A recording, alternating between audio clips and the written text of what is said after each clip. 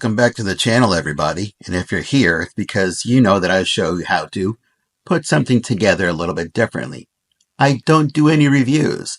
If that's why you're here, you're in the wrong spot.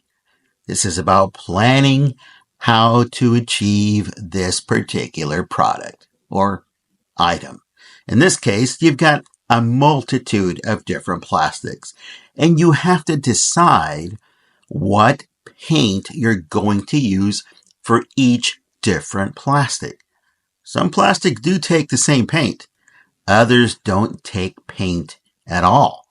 You have to dye them, or you actually have to use a different kind of acrylic to be able to get them to change color. However, some of them require sanding. Others do not. They're porous. Now, if you want to leave your motorcycle or your Batpod just as it is out of package, there's nothing wrong with it. It's a $70 toy. Why would you want to make it better? By the way, we're not going to display it this way because it's just too difficult and it just doesn't really look like the picture. This is the actual item already finished. I won't go through the whole spiel of what I did or how I did it because I did see that my short videos didn't have a lot of attention. Obviously, there's not a lot of need to know how to upgrade your cycle or your Batpod.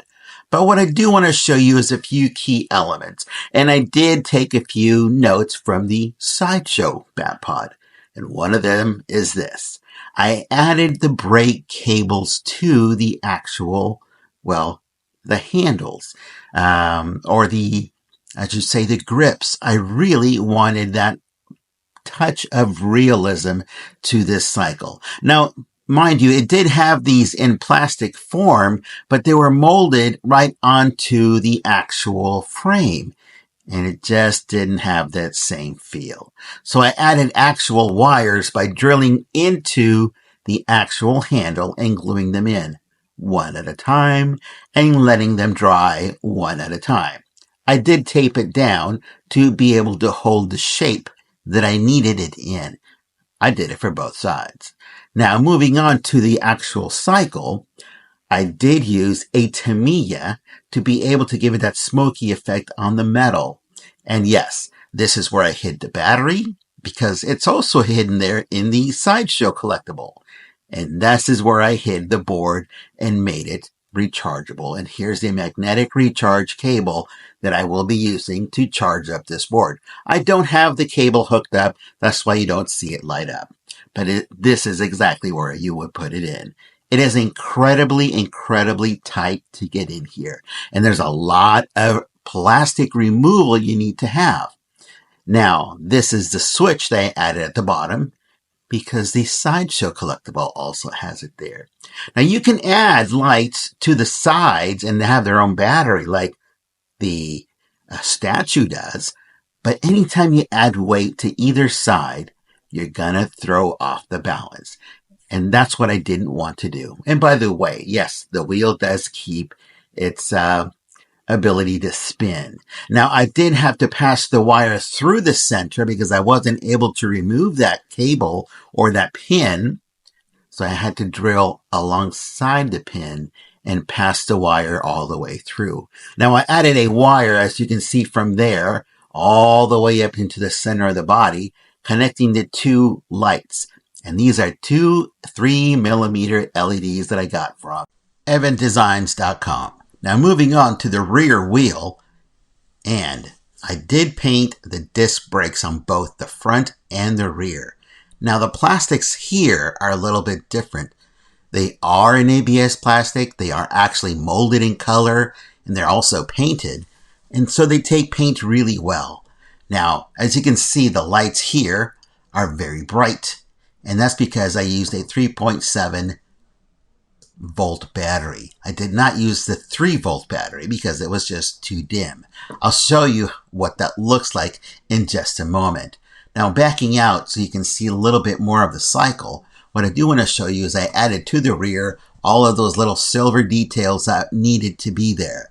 I did add some dirt to the rear and front wheel to make it look like it's worn. It has that much better of a look. And as you can see here, both wheels spin freely. There is no problem with them doing so, but you really don't want this to roll off, so you'll have to put it on a base or put a piece behind each tire or one so it doesn't roll off. Now this is the 3mm LED. Now it has 2 prongs, so you have to lay it flat.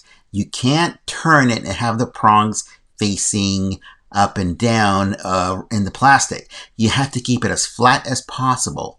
But because this is a 3-volt battery, you can tell how dim this is. Could I have added the gunfire to the barrels? You could have, but then you're destroying that plastic and you have to replace it. It's either going to look bad or you're going to spend a lot of time putting it back together. I went the easy route. This is a 3-volt battery, 3mm bulb. It looks pretty good. I like it. This is what a 3-volt battery looks like. It's a coin cell battery, like a 3022. This is a 2025. It's thin and it fits in that compartment. However, when I fit it for this, I fit it for that battery. I totally disregarded the fact that the rechargeable, even though it's a coin cell, is just a little bit thicker. And here is a comparison of the 2 batteries side by side. Not only are the prongs different, where I actually have to connect it to the battery, but it's actually thicker. You can already tell by putting them side by side that one of them has a larger profile.